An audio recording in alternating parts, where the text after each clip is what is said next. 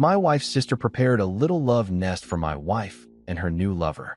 I canceled the credit cards of her family and fired my wife's sister from her job. I waited for my wife's family to go bankrupt and end up on the street. When the plane touched down at JFK at 3:15 a.m., the pilot said, "Welcome to New York," like he was proud of himself for landing a plane that basically lands itself. I should have been in Milan shaking hands with investors, sipping overpriced espresso, pretending to enjoy conversation with men who smell like imported leather and betrayal. Instead, I was in a hoodie, jeans, and sneakers, sneaking back home to Long Island like some undercover husband on a secret mission. Why? Because my wife, Claire, had called me 6 hours earlier and said, "Babe, take your time. Don't rush home." Any married man knows that tone. The one that sounds sweet but makes your stomach drop like a roller coaster. It's the "don't rush home, because I've already done something stupid" tone. Now, let me be clear, Claire wasn't the cheating type. At least, that's what I used to believe back when optimism was my drug of choice. But lately, she'd been acting off. Late-night work calls, gym trips where her makeup somehow stayed flawless. The kind of glow that didn't come from yoga mats or kale smoothies.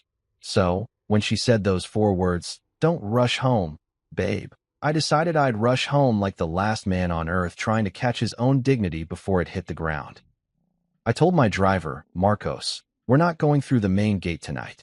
He gave me that confused look through the rearview mirror, the one he usually reserves for when I tell him to play classic rock instead of his telenovela podcasts. "Sir," he said cautiously, "you mean the back entrance?" "Yeah," I muttered, tightening my hoodie.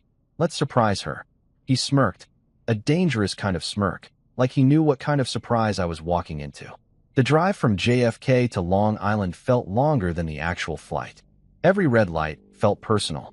Every passing car looked suspicious. My brain was spinning scenarios like a Netflix scriptwriter. Maybe she was planning a surprise welcome. Maybe she burned something and didn't want me to see. Or maybe, and this one hit hardest, maybe my marriage had turned into one of those bad reality shows where the audience knows the twist before the clueless husband does. When we pulled up to the house, I told Marcos to kill the headlights. The place looked too perfect. The porch lights glowed like stage spotlights. The driveway was clear, and even the garden gnomes seemed to be smirking at me. I slipped off my shoes before stepping inside. The marble floor was cold, colder than the silence that greeted me. I'd expected the faint smell of her lavender candles or the annoying hum of the air purifier she insisted on keeping at spa mode. Instead, the house was spotless, too spotless. The kind of clean you get when you're trying to erase evidence, not dust. I passed the kitchen, not a single dish in the sink. The dining table looked like a magazine spread. Then came the master bedroom. The bed was perfectly made. Pillows aligned like military cadets. Sheets tucked tight enough to bounce a coin off. You ever walk into your own home and feel like you're trespassing? That's what it felt like. My own house suddenly smelled like someone else's alibi. Then I heard it. Faint laughter coming from upstairs. Soft, playful wrong. The kind of laugh that doesn't belong in a house at 3:30 in the morning unless you're either crazy or cheating. I froze, every instinct screaming, "Don't go up there." But curiosity is a strong drug, and I've always had terrible self-control. Step by step, I crept up the staircase, barefoot, quiet as a rumor. The laughter got louder. The voices, 2 of them, were coming from the guest room. The one Claire and I had been planning to turn into a nursery someday, back when we still said someday, like it was a promise, not a punchline. The door was cracked open, lights spilling out like guilt.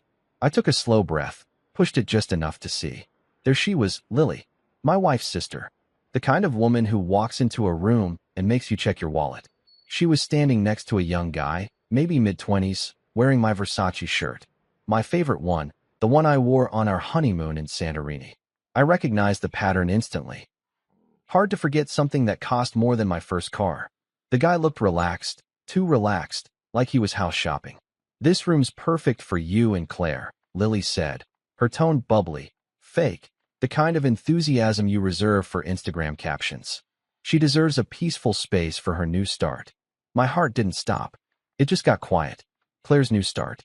Without me? I stood there, invisible, watching Lily hand this stranger my life on a silver platter. The guy, let's call him Discount Romeo, smirked, looking around. Yeah, this'll work. This'll work. I whispered under my breath. That's what he said about my house. I built this place from the ground up, literally. Every wall, every design, every mortgage payment, me. And here he was, auditioning to move in like a contestant on The Bachelor, Homewrecker edition. Then Lily laughed again. Claire says she's finally done playing wife to that boring ATM she married. That one cut deeper than I expected. Not because it wasn't true. I had become her personal bank account, but because Lily said it with confidence. The kind of confidence that only comes from hearing it repeated by someone close. I took out my phone, started recording. Not for revenge, not yet, but because part of me needed proof. Proof that I wasn't losing my mind. Proof that the woman I loved, the one I defended through every snide remark from friends and family, was actually planning her new start with a kid wearing my clothes. I wanted to storm in, throw the door open, and make a scene. But something inside me, maybe pride, maybe exhaustion, said no. Don't give them the show. Not yet. The best revenge isn't loud. It's patient, quiet, surgical. I hit stop on the recording and backed away. Step by step, I retraced my path down the stairs. My heart was racing, but my face, calm, ice cold. That's the thing about betrayal. It doesn't kill you instantly. It freezes you first. Outside, the air hit my face like a slap. Marcos was leaning against the car, sipping coffee from a paper cup. He saw me and immediately straightened up. Bad night, sir, he asked softly. I just looked at him. The words felt too small for what I'd just witnessed. Worse for them soon, I finally said. He didn't ask questions. Smart man. He just opened the door, and I got in. The leather seats were warm, comforting in a way nothing else was. I stared out the window as we drove off. The house got smaller in the rearview mirror, but the anger, that stayed. At some point, Marcos turned on the radio, maybe to break the silence. Some late-night jazz number started playing. Smooth, lazy, too calm for the storm brewing in my head. I closed my eyes and exhaled slowly. I wasn't going to cry, and I wasn't going to scream. Those were rookie moves. I was going to plan. See, I built my company from nothing. I knew how to start from the ground up, how to strategize, how to dismantle. And if there's one thing I've learned from business, it's that no one destroys you without your permission. Claire just revoked hers. By the time we reached my office downtown, the sky was starting to lighten. The city looked asleep, unaware that one husband had just declared quiet war on his marriage. Marcos parked, turned, and asked, "Home, sir?" I smiled faintly. "Oh, I am home. I just have to rearrange a few things first." I grabbed my phone, opened the recording, and hit play. Lily's voice echoed through the speakers. That boring aim she married. I replayed it 3 times. Not out of masochism, but motivation. That sentence was going to fund my revenge. "Marcos," I said, stepping out of the car, "get some rest. We've got a long week ahead." He raised an eyebrow. "A week of what, sir?" I zipped up my hoodie, adjusted my collar, and said with a calm that scared even me, "A week of collecting overdue respect." The door shut behind me, and that was it. The exact moment my marriage died and my comeback story began. Claire wanted a peaceful space for her new start. She was about to get one, just not the kind she imagined. By 5 a.m., I was in my home office with a mug of black coffee that could strip paint and a petty God sense of purpose. You know that eerie calm before a storm? That was me, hair messy, hoodie still on, sitting in my ergonomic chair like a villain who just discovered his origin story. I hadn't slept a minute. Not because I couldn't, but because sleep felt like a luxury I couldn't afford when my wife had just turned my house into an Airbnb for betrayal. The office smelled like caffeine, old leather, and revenge. I powered up my desktop, the one I built to monitor all my company's accounts, portfolios, and, most importantly, the network of credit cards I generously distributed like party favors to Claire and her charming family of leeches. 6 platinum cards in total. 1 for Claire, 1 for her parents, 1 for her sister Lily, and 2 for her cousins, whom I swear multiply like a bad virus every Christmas. They love to call me family. I was starting to think the word meant walking ATM with health insurance. The second my screen lit up, I cracked my knuckles and grinned. It was time. You see, I'm not the type to flip tables or yell. No, I'm the type to freeze your accounts while sipping coffee. I opened the finance portal, logged in, and hovered my mouse over manage cards. I swear, for a split second, I heard a choir in the distance. The Holy Spirit of Spite had logged on. Click. Freeze card number 1, Claire. Click. Freeze card number 2, Lily. Click. Freeze card number 3, Mr. and Mrs. Thompson. Click. Freeze card number 4 and number 5, those freeloading cousins. 5 minutes later, my computer screen looked like a financial apocalypse. Each little frozen icon felt like a personal therapy session. I took a long sip of coffee, leaned back, and whispered to myself, "Behold, the wrath of an accountant with admin access." Then came the emails. Because vengeance without documentation is just pettiness, and I like my pettiness with receipts. I composed one message and sent it to everyone on that little freeloading tree. Subject line, System Maintenance Notice. Body, due to recent discrepancies in financial activity, all secondary cards are under review. Please refrain from using them until further notice. Polite, professional, cold enough to make Elsa proud. A few seconds later, my phone buzzed. Marcos peeked his head into the office, holding his own cup of coffee. "You look happy, sir," he said, his eyebrows doing the skeptical tango. "Marcos," I said, grinning like a man who just found religion. "Revenge burns more calories than cardio." He chuckled nervously. "Should I be worried?" "Only if you're married to a Thompson," I muttered, scrolling through my contacts. See, I wasn't done. Cutting off their credit supply was just foreplay. The real fun was about to start. Because my dear sister-in-law Lily, yes, the same one who'd been auditioning men for her sister's new start, had a job at Eastwood Design Group. A job she got because I pulled strings, made calls, and donated a chunk of money to the company's renovation fund. Without me, she'd still be waitressing at that overpriced brunch spot in Soho, calling every mimosa a vibe. I dialed the number of Eastwood's HR director, a woman named Diane who owed me at least 3 favors. "Diane, good morning," I said in that smooth, corporate voice that usually precedes very bad news. "Mr. Merrick, it's very early," she replied, her voice thick with confusion and sleep. "Yeah, sorry for the hour," I said, "but I need something handled immediately. Terminate Lily Thompson. Effective today." There was a pause, one of those shocked, uncomfortable silences you could butter toast with. "Sir, she's your sister-in-law, isn't she?" "Correction," I said dryly, "was." She hesitated. "But she just got promoted last month. And now she just got unemployed this morning," I interrupted. "You can tell her to frame her termination letter. Maybe she can use it as decor for her new apartment. Assuming she can afford rent now." Diane didn't ask for details. She didn't need to. The tone in my voice said it all. "Understood, sir. I'll handle it discreetly." "Perfect," I said. "And Diane?" "Yes, sir. Make sure security escorts her out. I'd hate for her to steal office supplies on the way out." The call ended, and I sat back, savoring the silence. You could practically feel the karmic shift in the air. Somewhere across the city, Lily was probably still asleep, dreaming about her promotion and her new start. She'd wake up soon to discover that karma doesn't do sleep-ins. By 6:30 a.m., my phone lit up like a Christmas tree. First came Lily. "Why isn't my card working?" She texted, followed by 3 angry emojis and the classic. I ignored it. Then came Claire. "Honey, something's wrong with the account." Then her dad. "Son, I'm at the dealership. My card's declined. Is the bank down?" Oh, that one made me laugh out loud. The image of that pompous old man standing in a suit, trying to buy another luxury car with my money, only to get rejected by a cashier with a pity smile. It was art. I typed back to all of them, "System update. Try again next century." Then I hit send. I leaned back, watching the sun start to rise through my office window. Golden light spilled across the mahogany desk, glinting off the awards I'd earned, the ones none of them ever respected.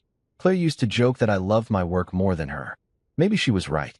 But work had never lied to me, never sneaked another man into my home, never drained me dry under the guise of family. Marcos came back in, holding 2 breakfast sandwiches. "You're not going to eat, sir?" he asked, noticing mine still untouched. "I will," I said absently, "once the screaming starts." And oh, did it start. At exactly 7:05 a.m., my phone began ringing like it was possessed. First, Claire again, voice shrill through the speaker. "What the hell did you do, Lucas?" "Good morning to you too," I said, pretending to yawn. "How's your new start?" "Don't play games," she snapped. My cards don't work. None of them do. Even Dad's. Oh yeah, I interrupted. That's weird. Probably a system update. You know how banks are these days, always making updates. Especially when people misuse accounts for, say, funding boyfriends who wear my clothes. Silence.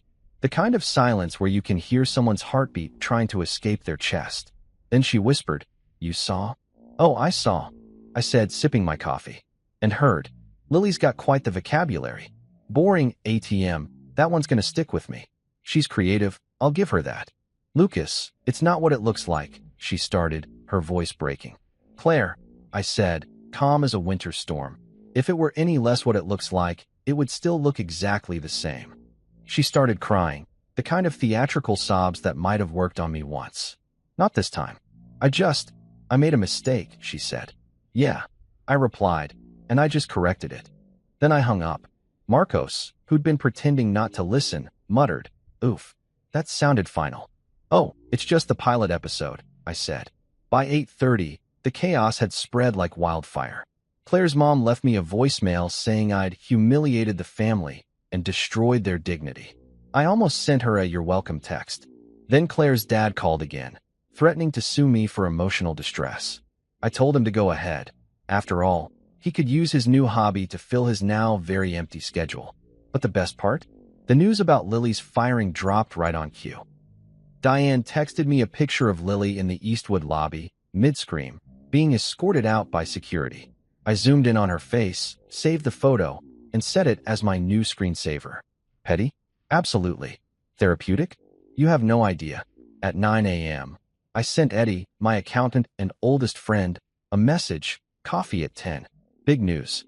Dress for chaos." He replied instantly, "You're scaring me already." When he showed up, I was still laughing. "What did you do?" he asked, sitting across from me, his eyes scanning my face for clues.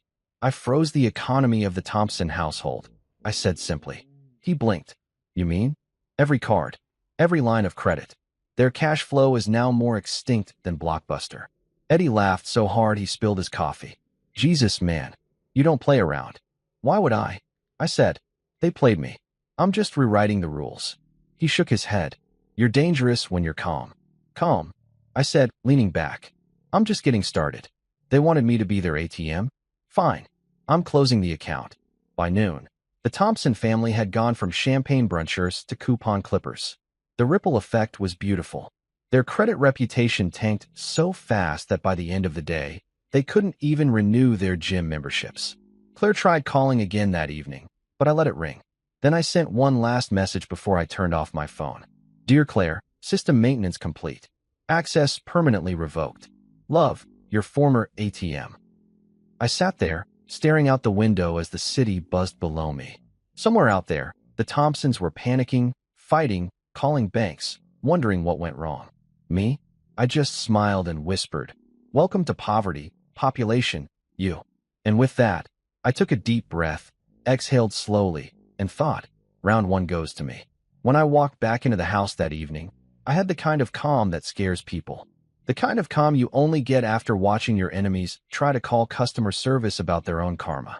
My house smelled faintly like lavender and lies. The front door creaked just enough to announce my arrival, and there she was, Claire, standing in the hallway in a silk robe, hair perfectly styled, face glowing like she'd just finished a skincare ad shoot instead of, destroying our marriage. She froze when she saw me, like a kid caught sneaking cookies, except this cookie jar cost me 3 mortgages and half my sanity.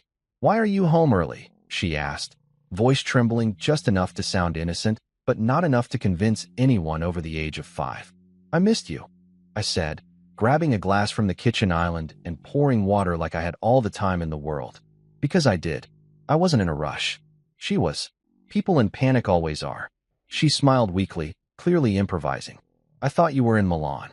"Yeah," I said, taking a sip, so did my assistant. "But flights change.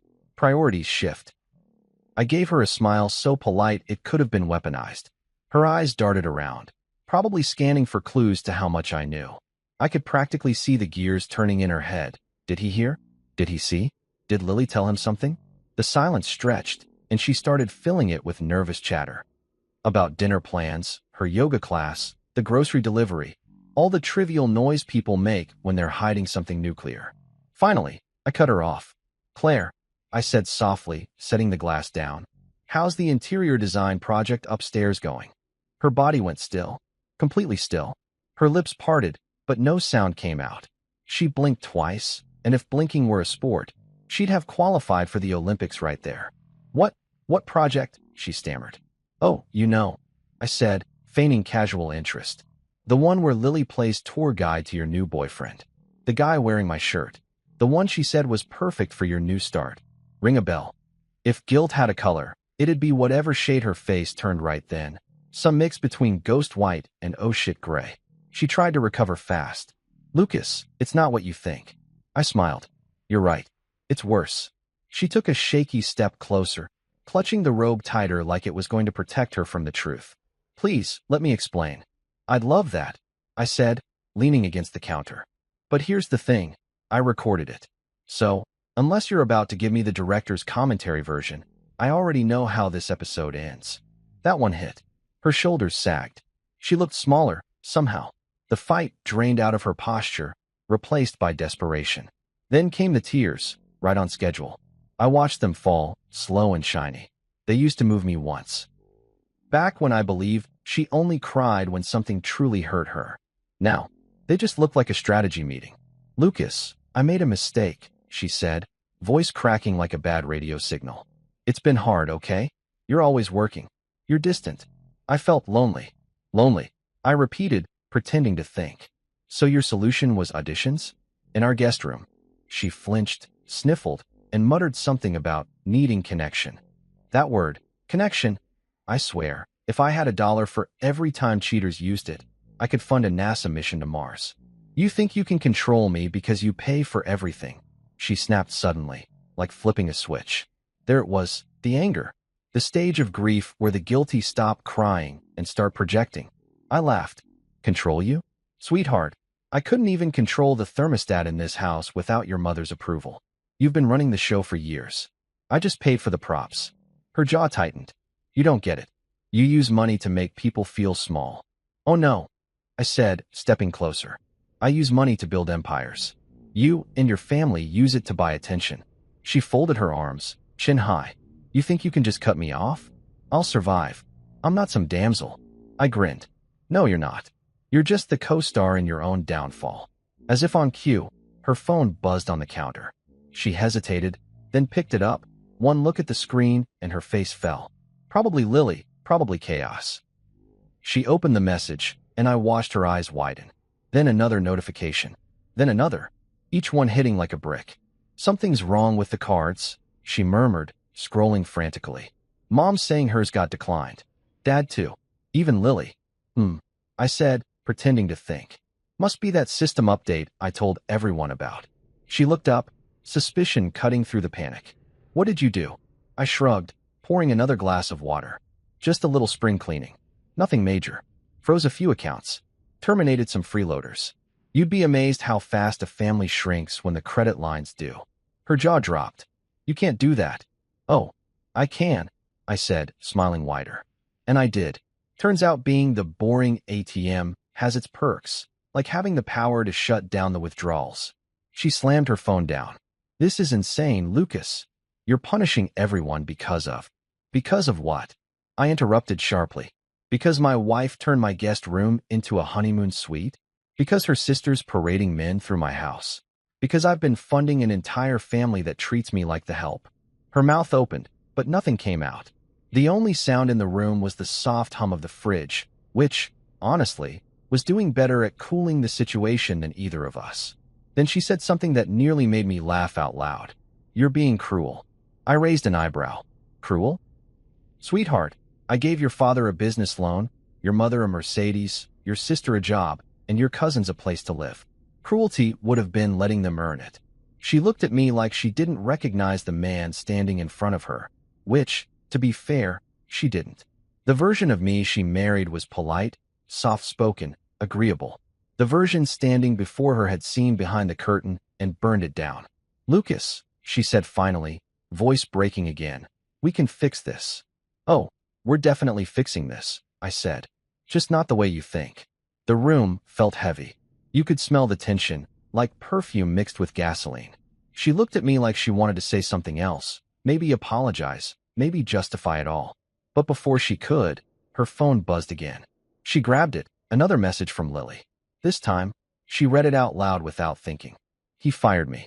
Lucas fired me. I'm ruined. I smiled so slowly she probably saw every muscle in my face move. Oh, I said lightly. Did I forget to mention that part? Her hand flew to her mouth. You didn't. I did, I said, sipping my water like it was a cocktail at a celebration. Called Diane at Eastwood myself.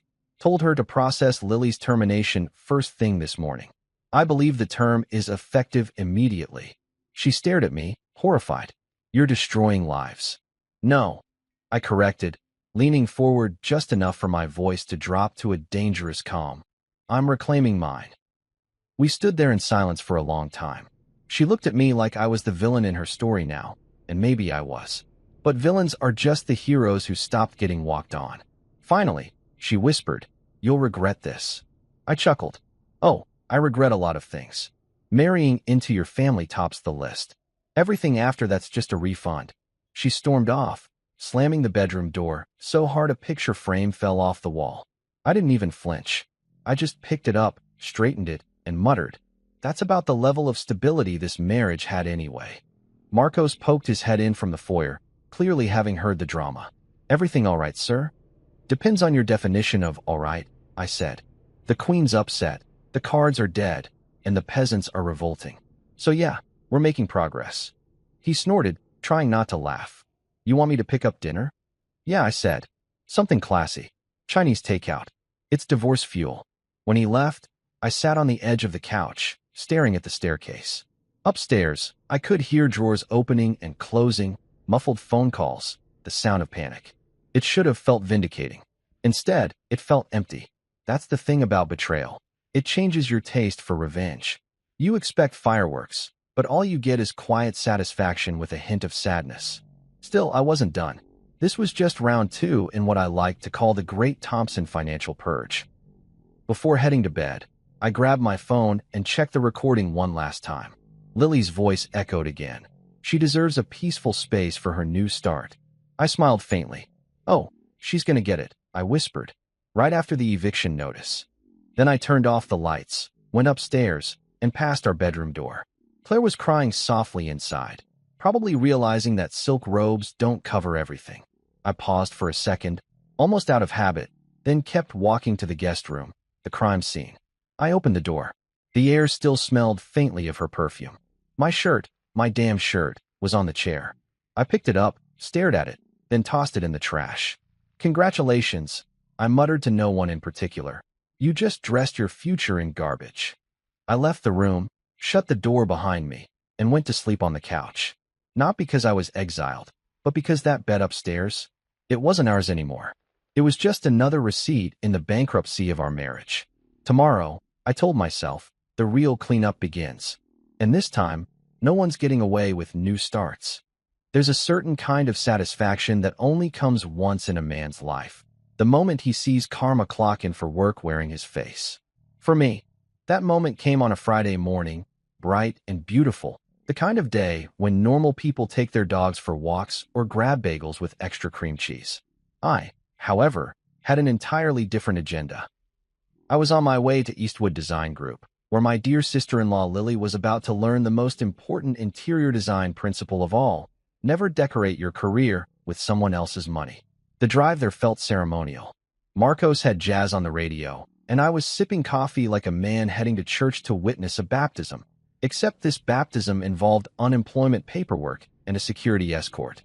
Marcos glanced at me through the rearview mirror. You look very peaceful today, sir. I am, I said, tapping the rim of my coffee cup. Today's about closure. Closure? Yeah. Closing accounts, closing doors, closing mouths that should have stayed shut. He grinned, then wisely stayed quiet for the rest of the ride.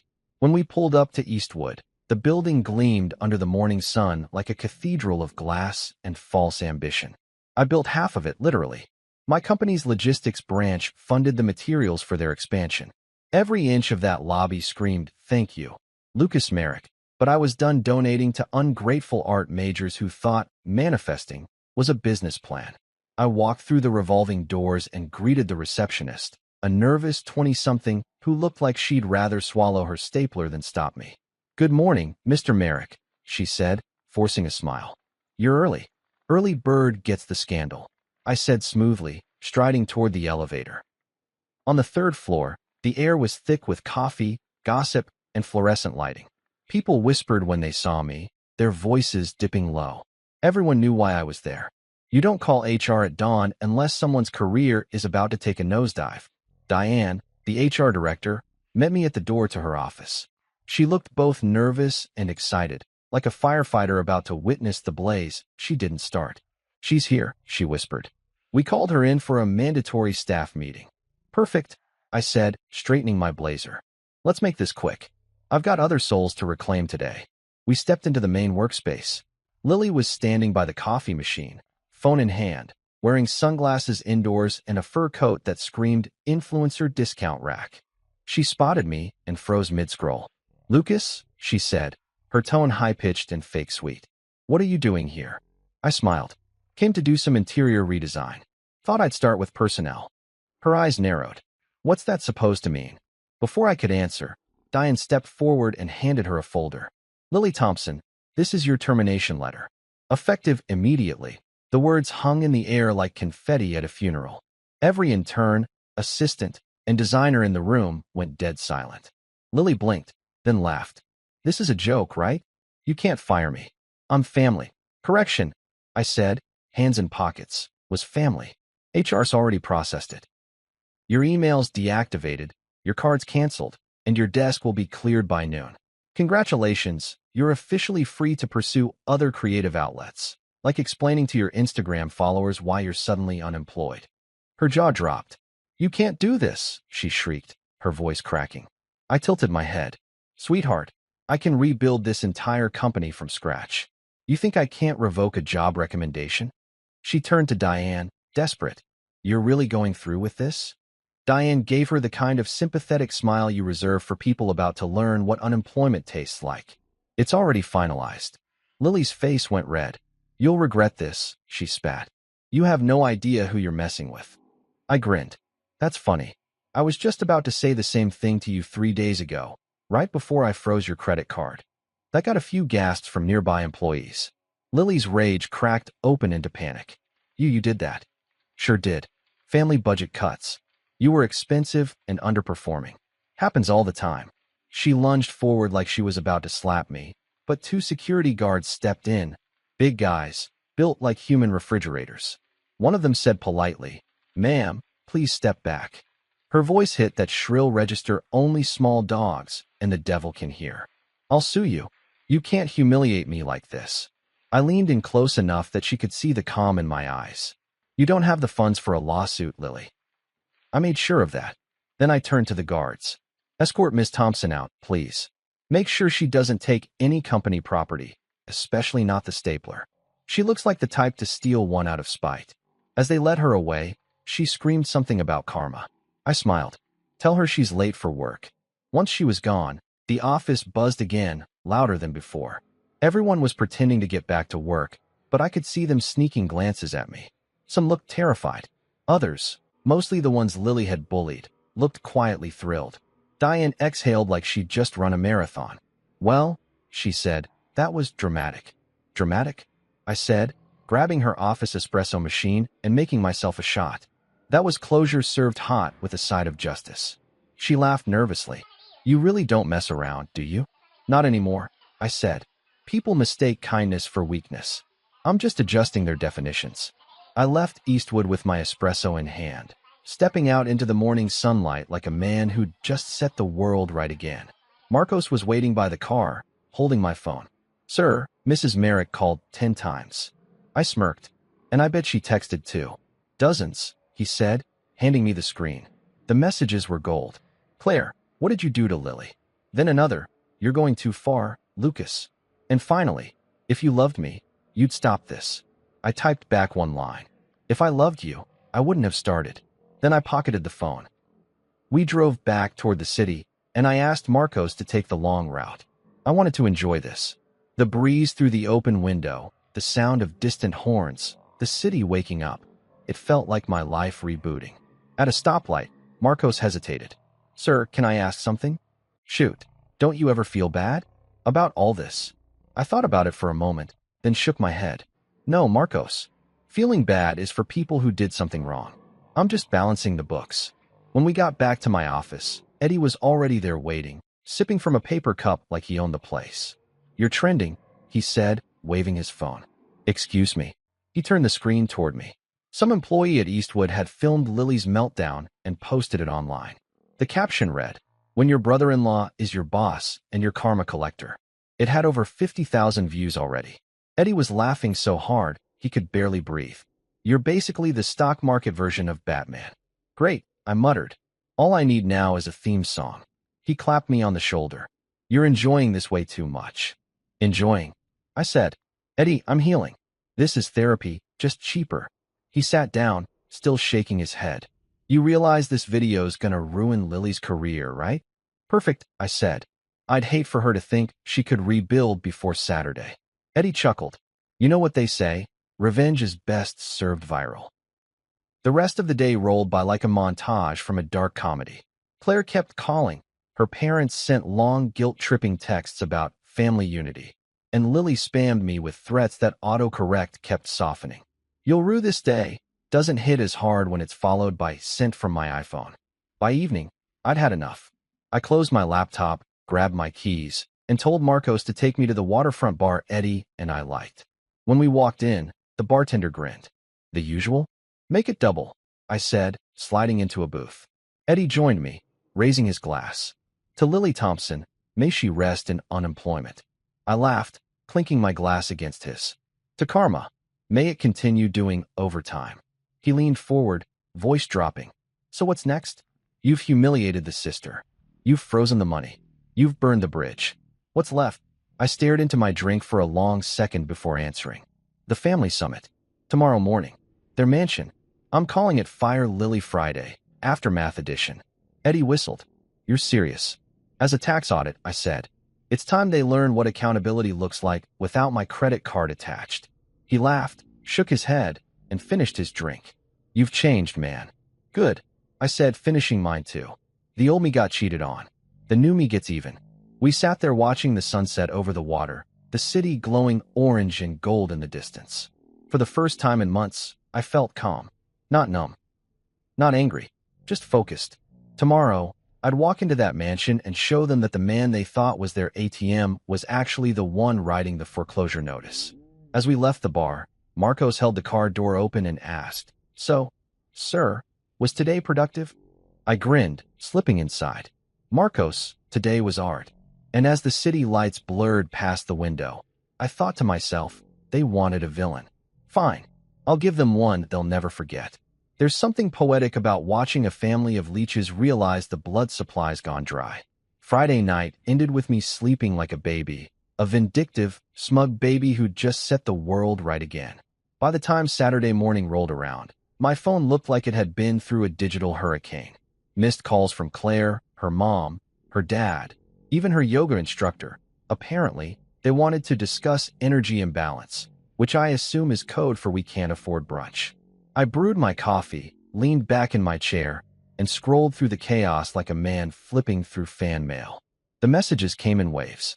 Claire's mom, you've embarrassed us. How could you freeze our accounts in public? Her dad, you'll regret this, son. Family means loyalty. Lily, you destroyed my career. You'll pay for this. And Claire, Claire, please stop. We can fix this. I can fix this. I sipped my coffee and muttered, Oh, sweetheart, you're about 6 updates too late. See, when people get used to eating steak on someone else's dime, even instant ramen feels like punishment. But me? I was just getting started. Saturday was going to be my masterpiece, the day the Thompson dynasty crumbled faster than a bad souffle. Around 10 a.m., I met up with Eddie at the Copper Mug, our go-to bar for scheming and sarcasm. He was sitting at the counter, laptop open, typing furiously. Morning, Mr. Annihilation, he said without looking up. Morning, Mr. Numbers, I replied, sliding onto the stool beside him. Tell me you have good news. Oh, I've got something better, he said, spinning the laptop around. Remember your father-in-law's construction company? East Shore Developments. I nodded. The one he brags about like it built the pyramids? Yeah, that one, Eddie said, grinning. They've got a cash hole the size of the Grand Canyon. About 15 million missing in liquid assets. Guess who funded half of their last 3 projects? I blinked. You're kidding. Nope, he said, pointing to the numbers on the screen. Wire transfers from your joint account with Claire. They used your money to finance half-built luxury homes, bribe inspectors, and cover payroll. And get this, Claire signed off on every single transfer. For a moment, I just sat there.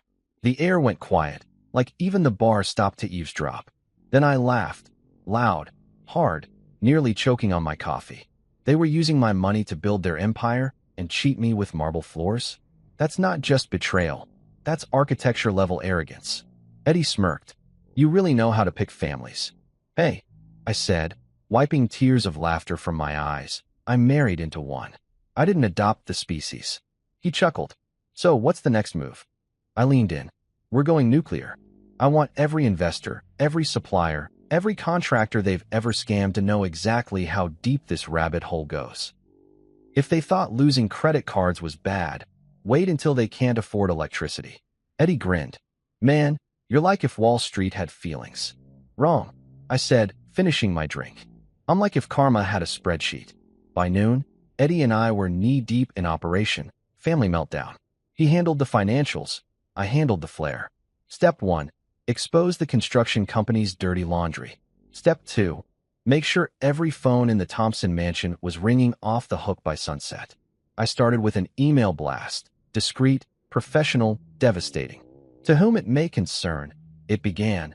It has come to my attention that East Shore Developments has been engaging in unauthorized use of funds sourced from personal accounts belonging to Lucas Merrick, founder of Merrick Logistics. I CC'd every major investor and supplier they'd ever worked with. Then, for fun, I BCC'd Claire. Eddie watched me type, shaking his head. You're terrifyingly calm right now. Calm, I said, clicking send. I'm just warming up. We spent the afternoon in my office, tracking the fallout in real time. Calls started coming in, first confused, then furious. Investors demanding refunds. Contractors threatening lawsuits. By 3 p.m., the Thompson family business line had been disconnected, which was corporate speak for the panic screams got too loud. Eddie leaned back in his chair, laughing. You realize you've started a civil war in Long Island, right? I smiled. Good. Maybe they'll finally learn teamwork. At 4 p.m., my phone rang. Caller ID, Claire's dad. I put it on speaker and mouthed, watch this, to Eddie. Lucas, he barked the second I answered. What the hell have you done? I sipped my drink. Good afternoon to you too, Frank. How's business? You're ruining us, he roared. Do you know what you've started? Oh, absolutely, I said. It's called accountability. You should try it sometime. Heard it's trending. You think this is funny? Not really, I said. I think it's educational. He tried to switch tactics. Lucas, your family. We can work this out. Just tell the investors there's been a misunderstanding. I chuckled. Oh, there's definitely been a misunderstanding, Frank. You misunderstood the part where my money was mine. Damn it, boy, he shouted. You'll regret this. I smiled, leaning back. You keep saying that, but so far, it's been pretty entertaining. Then I hung up. Eddie clapped slowly. That was art. Thanks, I said, standing up. But we're not done. It's time for dessert. By sunset, I had Marcos drive me to the Thompson mansion. You could practically smell the panic from the driveway. Expensive cars lined up outside, but I knew half of them were leased. The front lawn looked immaculate, as always, perfection built on debt. Claire opened the door before I even knocked. Her mascara was smudged, her hair messy, and her silk robe had been downgraded to an oversized sweatshirt. Lucas, she said, eyes pleading. Please, you're destroying my family. I'm just rearranging the furniture, I said, brushing past her. You should appreciate the design work. Her mother appeared from the dining room, clutching a glass of white wine like it was a life vest. How dare you humiliate us like this? She cried. The bank called this morning. Our accounts, our credit. You've made a mockery of this family. I raised an eyebrow. No, ma'am. You did that yourselves. I just provided the mirror. Then Frank stormed in, face red, hands shaking. You think you're some kind of hero? No, I said calmly. I'm just the guy who stopped funding your delusions. He took a step closer. You won't get away with this. Oh, I will, I said. Because unlike you, I actually read the contracts I sign. Every cent that left my account for East Shore was under the clause of revocable funding. You know what that means? It means I can call back every dime, every car, every house renovation. And the best part, I smiled. It's all legal. The silence that followed was pure music. Claire's mom dropped her wine glass. Frank's mouth opened, but no sound came out. Claire's eyes filled with tears, but I could tell they weren't from guilt anymore. They were from realization. The empire they'd built on my generosity was collapsing, and I was the one bulldozing it. You'll destroy everything. Claire's mom wailed. Not everything, I said. Just everything you never earned. Lily stormed in next, phone in hand, screaming. You got me fired. I was escorted out like a criminal. I gave her my best fake sympathy look. Yeah, I heard. Terrible, huh? You should probably update your resume. Oh wait, you'll need Wi-Fi for that. You're evil, she yelled. No, I said, smirking. I'm efficient. The room exploded into overlapping voices. Claire crying, her mom shrieking, Frank pacing and swearing, Lily threatening lawsuits. It sounded like a reality show audition tape from hell. I just stood there, hands in pockets, watching the chaos unfold. When they finally ran out of breath, I spoke quietly. You know, I used to wonder what it would take to make this family listen. Turns out, poverty has great acoustics. Frank glared at me. You think you've won? I shrugged. I think I've restored balance. You built your entire lives on the illusion that I'd never fight back. Well, surprise. Claire took a step forward, her voice shaking. Lucas, please. I know we hurt you, but you're crossing a line. No, Claire, I said softly. You crossed it. I'm just repainting it in bold red so you can see it next time. Her tears fell, but I didn't flinch. She wasn't crying for me. She was crying for the lifestyle. For the parties, the vacations, the designer bags. For the fact that her boring ATM finally closed shop. When I turned to leave, Lily shouted after me. You'll pay for this, Lucas. I paused at the door, looked over my shoulder, and smiled. Actually, you won't. Your cards are still frozen. Then I walked out to the sound of chaos. Voices shouting, glass breaking, phones buzzing with bank alerts. It was the soundtrack of justice, and I had front row seats. Marcos was waiting in the car, eyebrows raised. That bad, he asked. I slid into the seat, sighing with satisfaction. Worse, I said. They're arguing over who gets to call the lawyer first. He chuckled. You're enjoying this too much. Enjoying, I said, looking out the window as the mansion grew smaller in the distance. Marcos, I'm just getting started.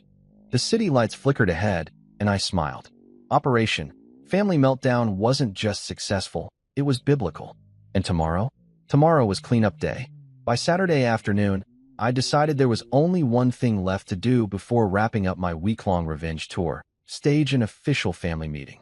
The Thompsons needed a front row seat to their own extinction, and I was feeling generous enough to offer complimentary admission. Besides, nothing says poetic justice like watching a room full of self-proclaimed elites melt down while pretending to have dignity. The venue? Their mansion, of course, the same overpriced temple of hypocrisy I helped pay for, filled with imported marble, chandeliers shaped like insecurity, and furniture that screamed, look, we're important. I told Marcos to drive me there around 4, just late enough to make them stew in anxiety. I wanted them nervous. I wanted them hungry for explanations I wasn't going to give. As we pulled into the circular driveway, I saw all their cars parked neatly. Or, in the case of Lily's BMW, crookedly, because of course it was. I stepped out in my best charcoal suit, no tie, sleeves rolled slightly, a look that said corporate executioner. Marcos stayed in the car, shaking his head. You sure about this, boss? Marcos, I said, buttoning my jacket. I've been sure since the day I found a stranger wearing my shirt. The front door opened before I could knock. Claire's mother stood there, eyes puffy from crying, mascara smeared like a raccoon who'd lost a lawsuit. Lucas, she said, voice quivering. Please, let's not do this. Oh, we're doing this, I said, walking past her. Consider this the shareholder meeting you never wanted. The family was gathered in the living room. Claire, her parents, Lily, and even the freeloading cousins, all sitting there like a broke royal family. Claire's father, Frank, stood up as soon as he saw me. His voice carried that same tone he used when he'd once bragged about mentoring me in business, a tone that aged about as well as unrefrigerated milk. "Lucas," he started, puffing his chest. "We need to talk. This vendetta of yours." "Vendetta?" I interrupted, sitting down in one of their ridiculous gold-trimmed chairs. "No, Frank. A vendetta would imply emotion. This is just math. You took what wasn't yours, and I adjusted the balance sheet." Claire sat on the edge of the couch, wringing her hands. She looked exhausted, like someone who'd spent the last 48 hours realizing there's no cashback policy for bad decisions. "Lucas, please," she said softly. "We can fix this. Just tell the investors there's been a mistake." I raised an eyebrow. "There was a mistake, Claire. You married me thinking I wouldn't find out." Lily scoffed, flipping her hair. "God, you're so dramatic. All of this over some money? You're pathetic."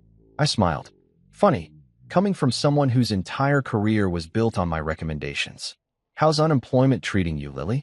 Heard LinkedIn's got a new, recently fired filter." Her face turned crimson. "You?" Frank cut her off with a hand gesture. "Enough. Lucas, you can't destroy this family. Think about your reputation. What will people say when they find out you ruined your in-laws?" "Oh, they'll probably say, 'Finally,'" I said casually. "You think reputation matters to me now? I spent years funding your fantasies, your cars, your vacation homes, all while you treated me like a walking receipt. I'm not the villain here. I'm just the accountant closing the books." Claire's mother sniffled dramatically, as if crying could resurrect her Amex. "You're cruel," she whispered. "You've humiliated us." I leaned back. "No, ma'am. You humiliated yourselves when you forgot who was paying the bills." Then I pulled out my phone, tapped the screen, and projected the latest bank alert onto their giant smart TV. Because why not use their overpriced tech for entertainment? The display showed all their accounts, every card still frozen, every transaction declined. I could practically hear their egos deflating in real time. "Lucas, stop," Claire said, standing up. "You're making a scene." "Making a scene?" I laughed. "Claire, your family made a whole Broadway production out of using me. I'm just hosting the final act." Her father's face turned beet red. "You ungrateful punk. I gave you access to my business network." "Oh yeah," I said. "That's the same network that laundered my money through shell projects, right? Don't worry. I already sent copies of those transactions to your investors. You should be getting some fun phone calls soon." His jaw dropped. "You wouldn't dare." I smirked. "Frank, at this point, I dare professionally." Claire's mom looked ready to faint. One of the cousins, I think it was the one who'd once tried to start a luxury candle business with my money, muttered, "This is insane." "Insane," I said, standing up. "Insane is convincing yourself you're entitled to someone else's success. Insane is building your empire with my signature on the checks. What I'm doing is perfectly sane. Necessary, even." Claire stepped closer. "Lucas, I know I hurt you." I laughed bitterly. "You don't even know the half of it. I built you a life, Claire. And you built an escape plan. I trusted you with everything, my money, my house, my future. And you turned around and tried to replace me with some guy who can't afford his own wardrobe." Her lip trembled. "I didn't mean for it to go that far." "Then what did you mean, exactly?" I said, my voice sharper now. "To cheat emotionally? To play house with your sister and some kid in my guest room?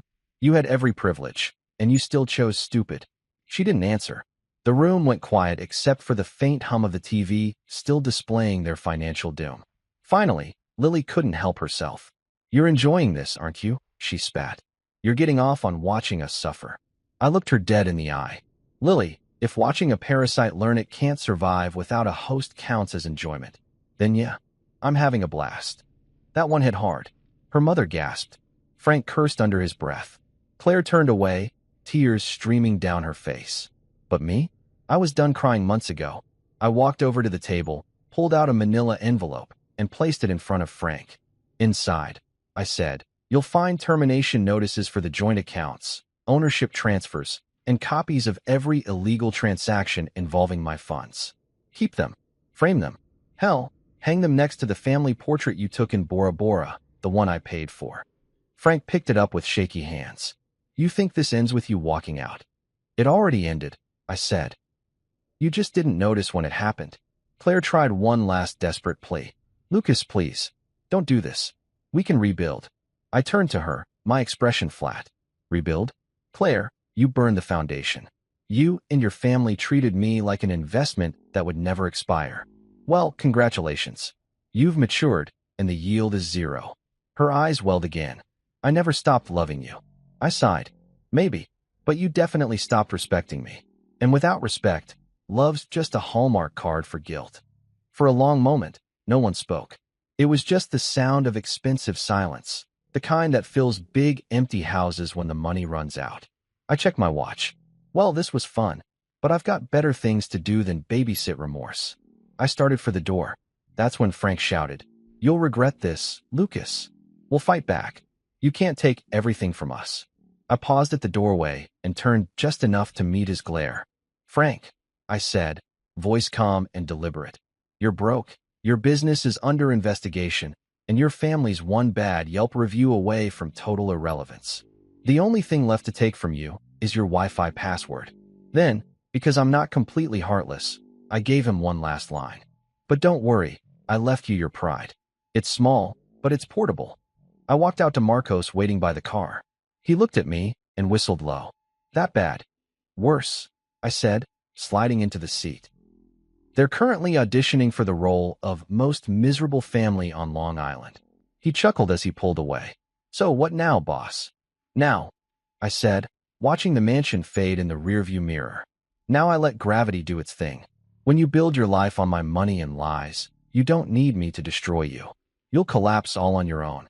As we merged back onto the highway, my phone buzzed, Eddie's name flashing across the screen. I answered. "Please tell me you're calling with good news," I said. "Oh, better," he said, his voice smug. "Just got word. 3 of Frank's major investors pulled out. They're demanding audits. And guess what?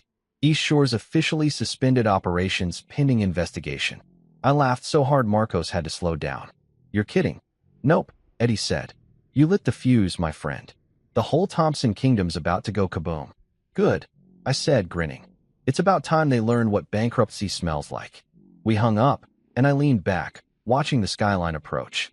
For the first time in a long time, I felt free, like I'd been carrying their weight for years and finally dropped it. The Thompsons could scream, cry, or threaten all they wanted. The show was over. "Marcos," I said quietly.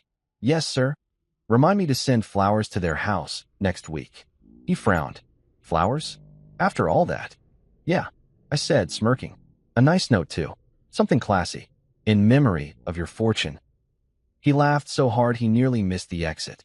And me? I just stared out the window, the city lights reflecting in the glass, and thought to myself, they wanted war. They got a corporate apocalypse. And the best part? I didn't even break a sweat. By Monday morning, I was convinced karma had officially clocked in under my payroll.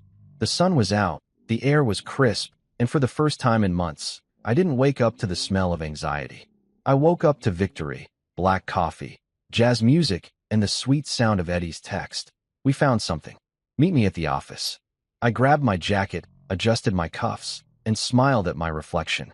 My eyes looked sharper, lighter, dangerous in the right kind of way, like a man who'd been wronged and came back with spreadsheets instead of bullets. Claire used to say I looked too corporate. Funny, corporate is exactly how I destroyed her family. Marcos was already waiting outside with the car, sipping coffee. "Morning, boss. You look happy." "I am happy," I said, sliding in. "Today's Discovery Day?" He raised an eyebrow. "Discovery Day? Like pirates?" "Exactly," I said. "Except instead of buried treasure, we're unearthing stupid." He laughed and pulled out of the driveway. When I got to my office, Eddie was pacing in front of the window, grinning like he'd just found gold in the stock market. He had that look, the kind accountants get when they've just uncovered financial blasphemy. "Took you long enough," he said, tossing me a folder. "Remember how we thought your in-laws were just using your money to fund construction projects?" "Yeah," I said, flipping it open. "Turns out they were doing worse." He grinned wider. "So much worse. Inside were bank statements, transaction logs, emails, the whole buffet of betrayal." Eddie pointed to one line after another. "You see these? Transfers from Claire's father's company. Money funneled into private accounts under different names.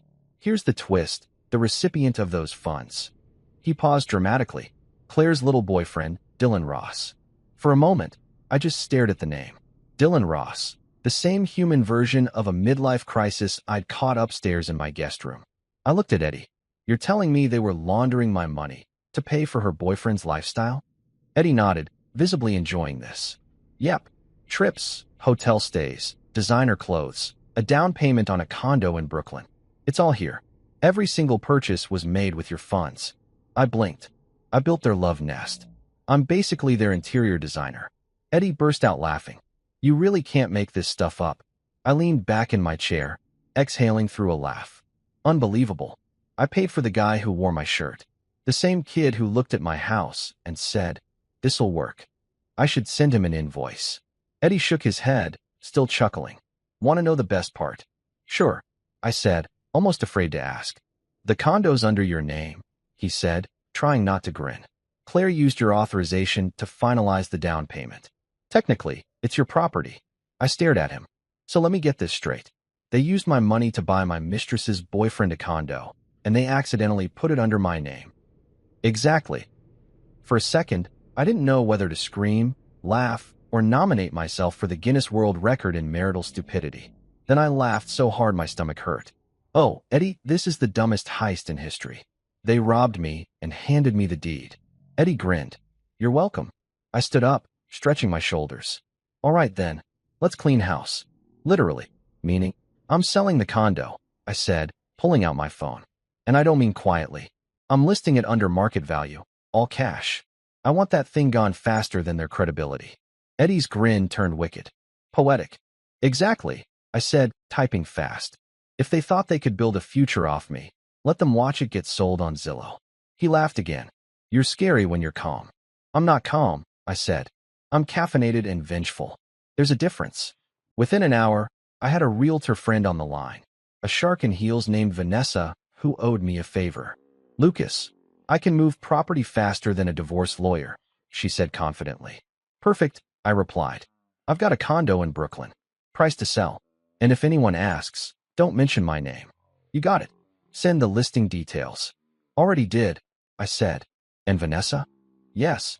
Make sure it goes to someone wholesome. I want Karma to live there. By the time I hung up, the condo was listed, the paperwork processed, and the vultures were circling. That's the thing about New York real estate. You don't even need to hang a for sale sign before people start offering kidneys and cash. Eddie was still flipping through documents, shaking his head. I'll never understand how these people thought they could get away with this. Simple, I said. They thought I'd never check. They thought loyal husband meant lazy accountant. They mistook love for blindness. He closed the folder and looked at me. And now, I said, leaning back, I'm the guy selling their dreams to retirees. He laughed, but I wasn't done. Oh, and send copies of those transactions to the IRS. Let them handle the rest. I've done enough charity work. His eyes widened. You're reporting them? Eddie, I said, smiling. It's not revenge if the government does half the work for you.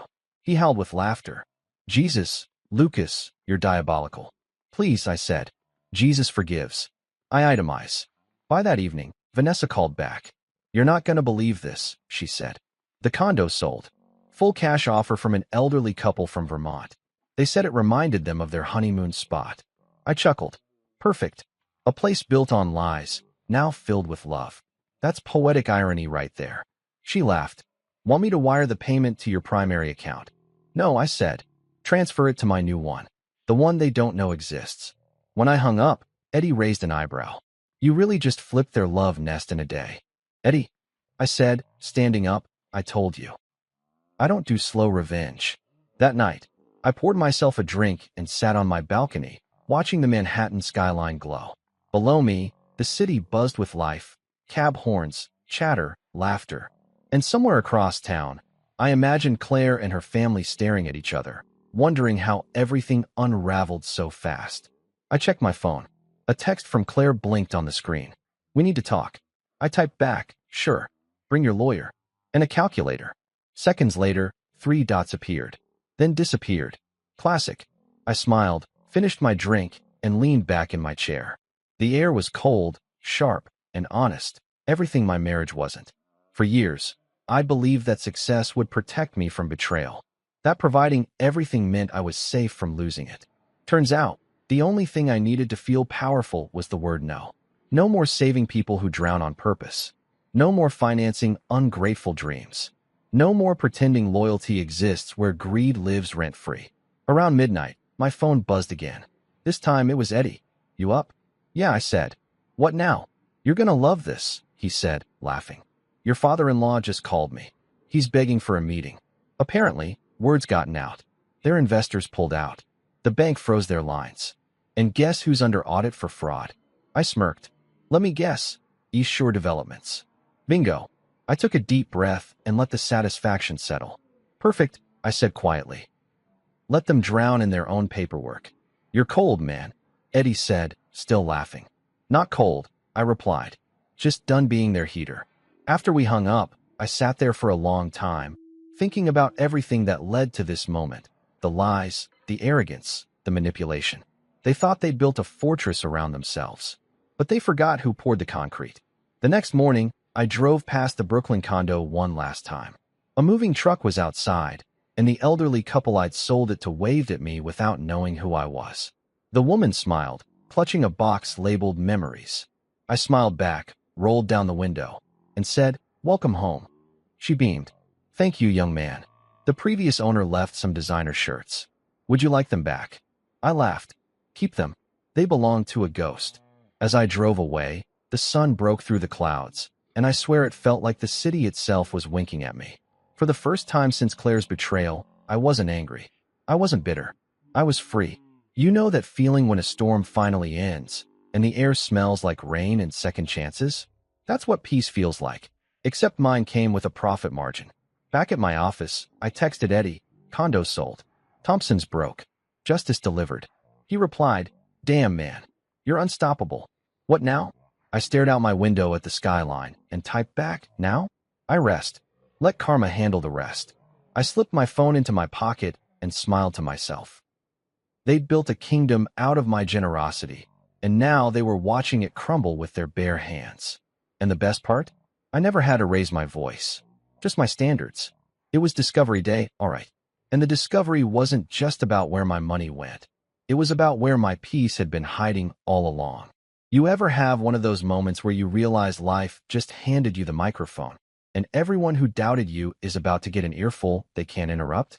That was me that Thursday morning. I didn't plan to go public. I didn't schedule some dramatic TV interview or hire a PR team in black suits. No, I did something much better. I let the paperwork talk. Eddie called it the press conference that wasn't. And to this day, I can't think of a better title. It started at 9:47 a.m. when Eddie burst into my office holding his laptop like it was on fire. "They're done," he said, panting like he'd sprinted up 20 flights of stairs. I raised an eyebrow. "Define done." He spun the screen around. "Done as in, the documents we leaked last night have gone viral. Their financial skeletons are out there dancing on the internet." I blinked. "Viral? Viral," he repeated. "As in, trending on 3 different business blogs and 2 gossip sites. Hashtag ThompsonGate is number 6 on Twitter right now." That's when I leaned back in my chair and did what any rational man would do after watching his ex-in-law's empire implode. I laughed until I couldn't breathe.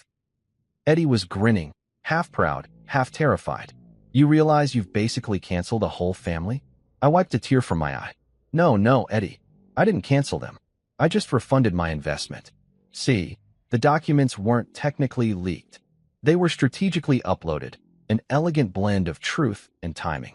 Eddie had discovered years' worth of tax inconsistencies, ghost contracts, and shady shell companies under the Thompson umbrella. I didn't need to write an exposé or stand at a podium. I just forwarded everything to the right inboxes, journalists, auditors, and that one blogger who made a career out of calling out fake millionaires. By mid-morning, East Shore Developments had gone from Long Island's family-run success story to financial dumpster fire. The headlines were savage. From riches to red flags. The family that built houses on sand. My favorite was from a business site that simply read, "The Thompsons, a masterclass in how to ruin a legacy in 48 hours. Eddie leaned against my desk, scrolling. "You've got to see this one." They found a photo of Frank at a groundbreaking ceremony and captioned it. Turns out, he was digging his own grave. I snorted. Poetic journalism at its finest. He nodded. They're getting hammered in the comments. Someone even started a GoFundMe called Help the Thompsons Pay Their Taxes. Beautiful, I said. Tragic, but beautiful. And it was, in a Shakespearean, corporate kind of way. You couldn't script it better. A week ago, they were sipping champagne, bragging about expansion plans. Now they were hiding from reporters, their phones blowing up with investor rage. But I didn't want chaos. I wanted closure. So, I decided to make one phone call, not to Claire, not to her parents. To the one person I'd left out of the loop, the board chair of East Shore Developments, an older gentleman named Richard Phelps who'd always been civil to me, even when his colleagues weren't. He answered on the second ring, voice weary. Lucas. Richard, I said warmly. Rough week. He sighed heavily. You could say that. My inbox looks like a murder scene. I imagine it does, I said. But you should know, I didn't do this to destroy you. I did it to disinfect the company. I figured, he said quietly. Frank was always playing fast and loose with other people's money. I told him that would bite him someday. And now he's the buffet, I said. Richard chuckled despite himself. So what's your endgame here, son? You've already won. Endgame, I said, glancing out the window at the skyline. No endgame. Just cleanup. I want what's mine, nothing more. The rest? Let the courts handle it. There was a pause. Then he said, You know, there's a part of me that respects what you did. It was ruthless, but surgical. Appreciate it, I said. I've had practice. Marriage teaches precision. He laughed softly. Well, if it's any consolation, Frank's been suspended pending investigation. The board's already drafting the paperwork. I grinned. Music to my ears. When I hung up, Eddie was watching me with that look. The one that said, You're enjoying this too much. Don't judge me, I said, smiling. After years of passive-aggressive brunches with these people, this feels like therapy. Expensive therapy, he muttered, holding up a printout of their frozen accounts. Worth every penny. Around noon, my phone rang again, an unfamiliar number. Against my better judgment, I answered. Lucas, a voice rasped. It was Frank. I almost laughed.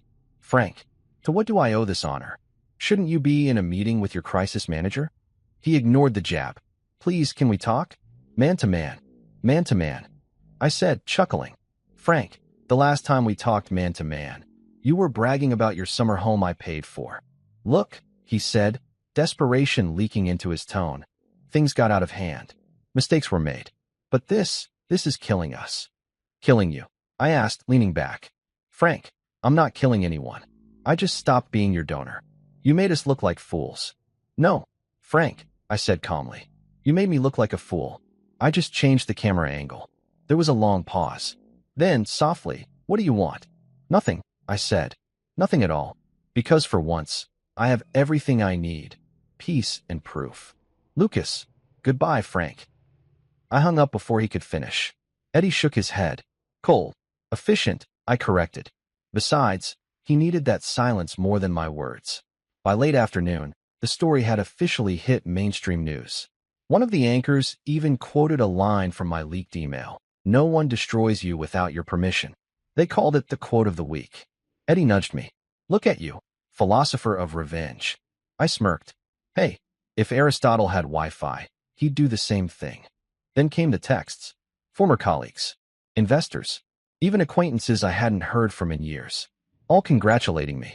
Finally, someone took down those pompous frauds. Legend move, Lucas. Drinks on me next time you're downtown. The validation felt nice, but honestly, it was secondary.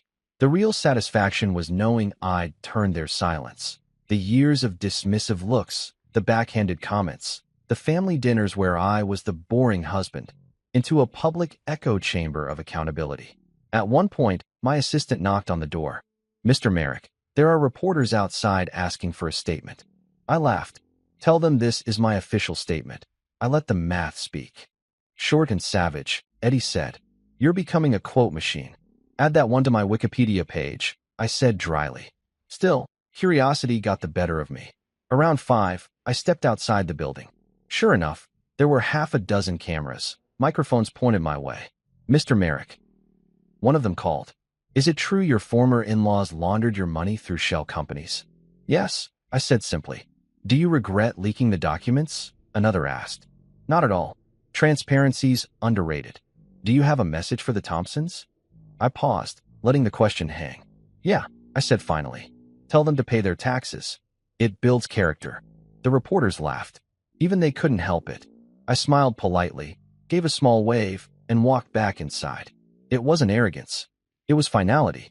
The moment you stop chasing revenge and realize it's already doing laps around them, you stop needing to prove a thing. Back in my office, Eddie was watching the news feed with popcorn in hand like he was binging a Netflix show. You know, he said, if you ever get bored, you could make a career out of this. Corporate revenge consulting. I snorted. What? Like Batman with a briefcase. He shrugged. I'd invest. That night, I poured myself a drink and stood by my window, staring out at the city. My phone buzzed again. Claire. I hesitated for a second, then let it ring. She'd called 7 times since the story broke. Probably to cry, maybe to bargain, definitely to blame. But I didn't answer. Instead, I texted her 2 words. We're even. Then I turned off the phone and let the silence stretch. For the first time in months, I felt weightless. Not triumphant. Not angry. Just light. Eddie raised his glass from across the room. To the press conference that wasn't. I lifted mine. To the truth that was overdue.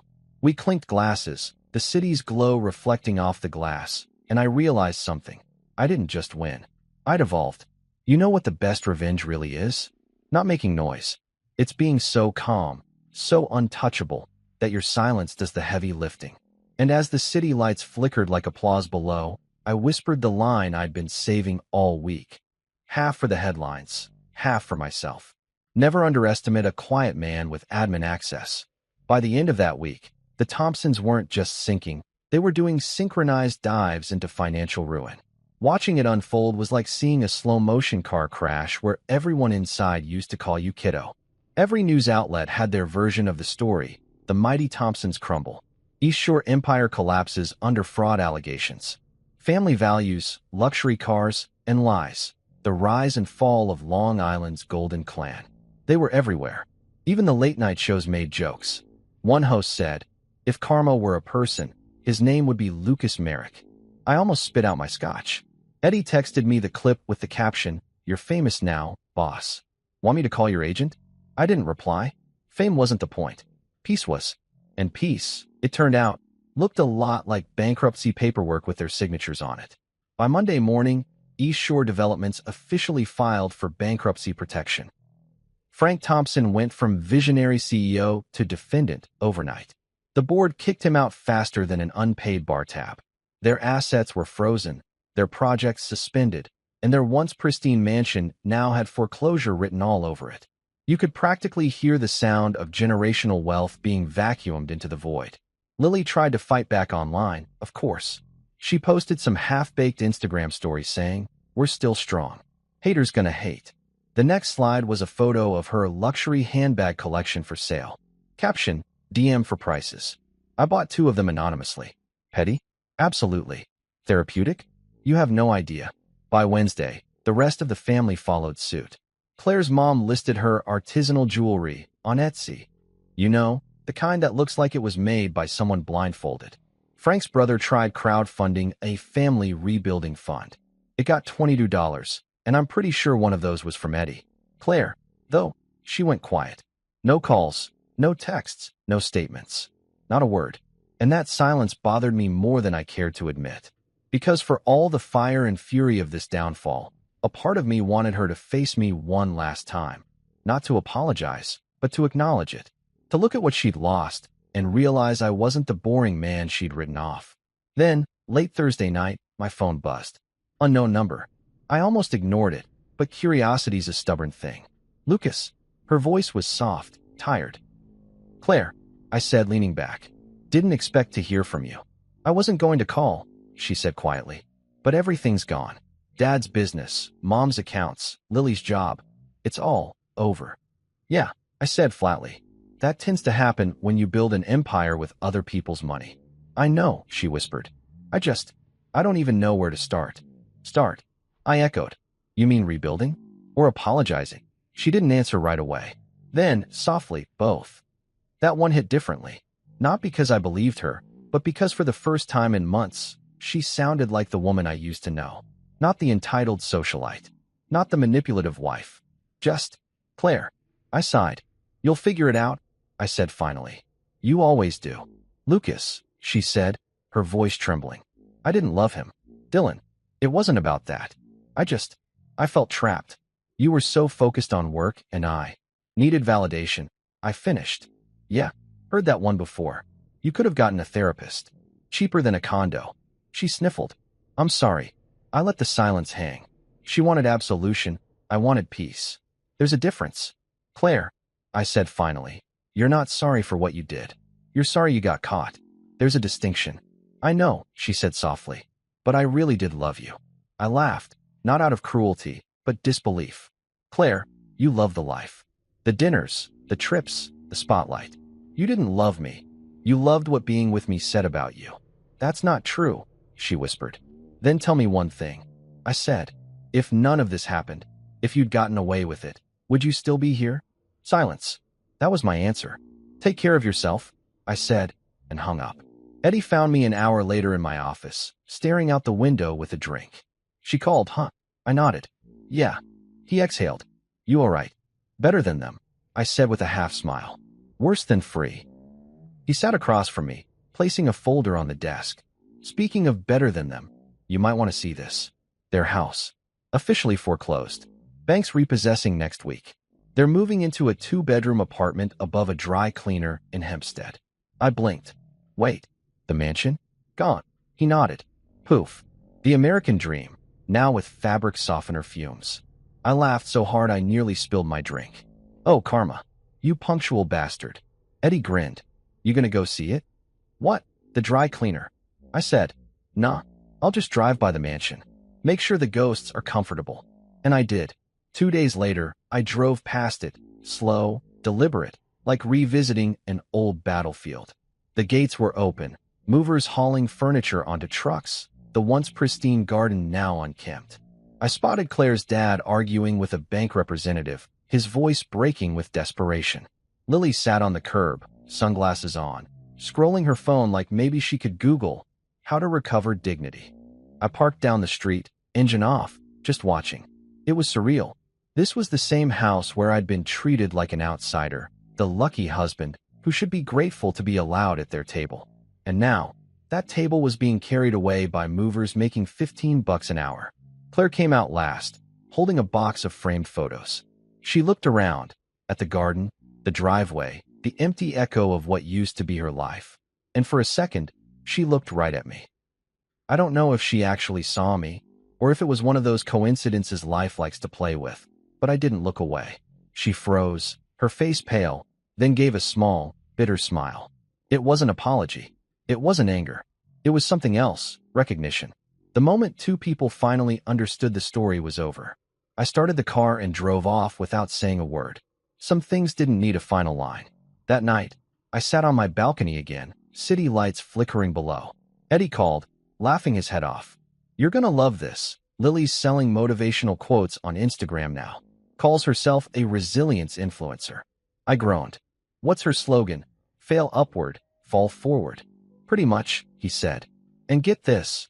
Her latest post says, don't let haters define your narrative. Tell her to spell check bankruptcy first, I said dryly. He laughed harder. God, you're ruthless.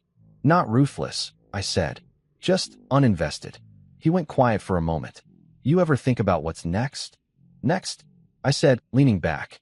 You mean after ending an entire family's generational wealth? Yeah, that's a tough act to follow. Eddie chuckled. No, I mean for you. Life. Moving on. I paused, staring out at the skyline. I'll figure it out. Maybe build something new. Something that's mine, not built to impress anyone else. He nodded. You'll do it. You always land on your feet. Yeah, I said softly. But next time, I'm landing solo. We hung up, and I stayed there a long time, just listening to the hum of the city. Below me, people were laughing, shouting, living, messy, human, and unpretentious. The opposite of the world I'd just escaped. It hit me then. Revenge had an expiration date. You can only live on the high of poetic justice for so long before you realize it doesn't refill your soul. It empties it. The Thompsons had fallen, sure, but now there was nothing left for me to just silence, and the faint memory of a man who once mistook kindness for weakness. I finished my drink, turned off the lights, and whispered into the dark, "We're even." And for the first time, I meant it. 1 year later, peace looked different. It didn't look like champagne toasts or front-page headlines. It looked like me, barefoot in my Manhattan penthouse at 6 in the morning, coffee in one hand, city lights spilling through floor-to-ceiling windows. I wasn't chasing anything anymore. Not deals, not validation, not the illusion of family. I'd learned that quiet wasn't emptiness. It was earned silence. I scrolled through my phone as the coffee machine hummed. The first notification that caught my eye made me smirk. Breaking: Thompson family files for bankruptcy. The same headline that had been looping for the last 48 hours. A smaller update underneath read, East Shore Development's assets auctioned to pay creditors. Guess the empire went retail, I muttered. Eddie texted 30 seconds later, because of course he did. They're officially out. The house, the cars, everything. You did it, boss. I sent back. Karma's got good timing. He replied with a gif of fireworks. Typical Eddie. I tossed my phone on the counter and walked over to the balcony. The city stretched beneath me, a maze of ambition and regret. I'd spent years climbing these towers, building a business from nothing, proving my worth to people who saw me as their ticket instead of their equal. And now, for the first time, I wasn't performing for anyone. I just existed. It was strange, though, how revenge had its own hangover. You win, you laugh, you sleep better, but deep down, there's this hollow spot where the fight used to live. It's not regret. It's just quiet. Too quiet at first. Like a radio you forgot you turned off. The elevator chimed behind me, and Eddie's voice followed. You really should lock your door. You're a walking Forbes headline waiting to happen. Relax, I said without turning around. The only people who could rob me are broke. He laughed, setting a pastry box on the counter. Touché. Got breakfast.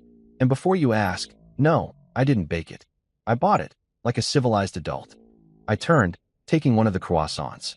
You buying breakfast? That's suspicious. I'm celebrating, he said, plopping down on my couch. We closed the Vegas deal. The one you forgot existed. I sat opposite him. That's good news. Means I can afford to buy another penthouse to not live in. He grinned. You joke, but I know you. You'll be bored in a week. I shrugged. Maybe, but boredom beats betrayal. He raised his coffee in a mock toast. To that. For a while, we ate in comfortable silence. Eddie flipped through his tablet, reading out loud. Claire Thompson, now working as a marketing assistant at a small firm in Queens. Lily, trying to relaunch her influencer career with motivational quotes and a line of scented candles called Reignite. I almost choked on my croissant. Reignite? Oh, that's rich. Oh, it gets better, he said. Frank's teaching part-time business seminars at a community college. The irony is so thick you could butter toast with it. I leaned back, laughing quietly. Karma didn't just catch them, Eddie. It published the syllabus. He grinned. And you? What's next, almighty Avenger? I looked around my apartment. The minimalist furniture, the books stacked neatly on glass shelves, the faint jazz from the speaker. Maybe nothing, I said honestly. Maybe for once, I just live. No plans, no power plays. Just life. He raised an eyebrow. You? The guy who schedules his vacations in Excel? Even machines need updates, I said. He laughed. Fair. But seriously, man, you did what most people only dream about. You won. Publicly. Completely. Doesn't it feel good? It does, I admitted. But not the way I expected. I thought victory would feel loud. Champagne corks, applause, all that Hollywood nonsense. Instead, it feels quiet. Like exhaling after holding your breath for years. He nodded, thoughtful for once. Guess that's what real closure sounds like. Yeah, I said softly. It's not fireworks. It's silence that doesn't hurt anymore. Eddie left after an hour, muttering something about paperwork. I spent the rest of the morning sorting through old files. I opened a folder labeled Claire, Legal, thick with copies of bank statements, emails, photos, and signed agreements. Proof of everything. I stared at it for a while, then fed it through the shredder. Page after page disappeared into clean white ribbons. Every sound, that slow, mechanical hum, felt like release. By the time I was done, I felt lighter. My lawyer had kept digital backups, of course, but the paper, the physical weight of that chapter, was gone. Around noon, my phone buzzed again. A number I hadn't seen in months. Claire. I almost ignored it, but curiosity has a cruel sense of humor. I answered. Hello. Lucas, she said, voice small, like she was calling from the edge of the world. I didn't think you'd pick up. Neither did I. There was a long pause. I heard about the company. Dad's not taking it well. I'm sure bankruptcy does wonders for the ego. I know you don't owe us anything, she said quietly, but I just wanted to say thank you. That won through me. Thank me? For what? For ending it, she said. For forcing us to see what we'd become. You were right about everything. We built our whole lives on your back. I don't even know who I am without the noise. I didn't respond. There wasn't a good answer. Then she added, almost whispering, I hope you're happy, Lucas. You deserve to be. Yeah, I said finally. I think I'm getting there. She laughed softly, not bitter, just sad. You always did get there eventually. Before I could reply, she said, Goodbye, Lucas, and hung up. For a minute, I just stood there, phone in hand, staring at nothing. There was no anger left, no satisfaction, just a quiet understanding. It was over. For real this time. That evening, I poured myself a glass of Macallan and went to the balcony again.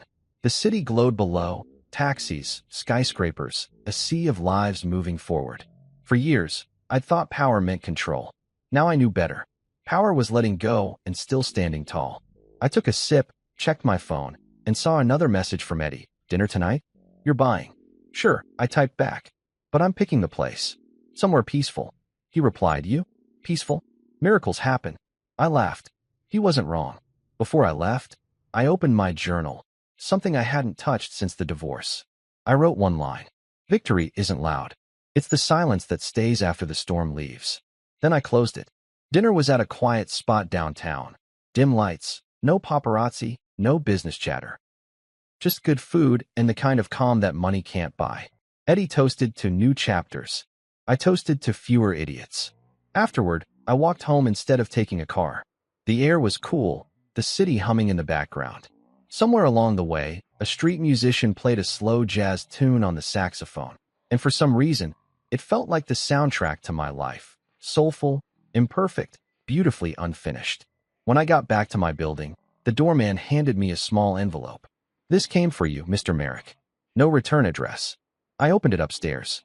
Inside was a photo, the old Thompson mansion, now half demolished, weeds growing through the driveway. On the back, someone had written 3 words in neat cursive. You were right. No signature, but I knew that handwriting. Claire. I set it on the counter, smiled faintly, and poured another drink. The world has a funny way of closing its own loops. Before bed, I stepped out onto the balcony one last time. The skyline shimmered, alive, endless. Somewhere out there, people were building, breaking, betraying, forgiving. The cycle never ends, but mine had. I lifted my glass to the night and whispered, Here's to starting over. No audience. No applause. Just the city listening. And for once, I didn't need to be heard. Because the quiet wasn't lonely anymore. It was victory.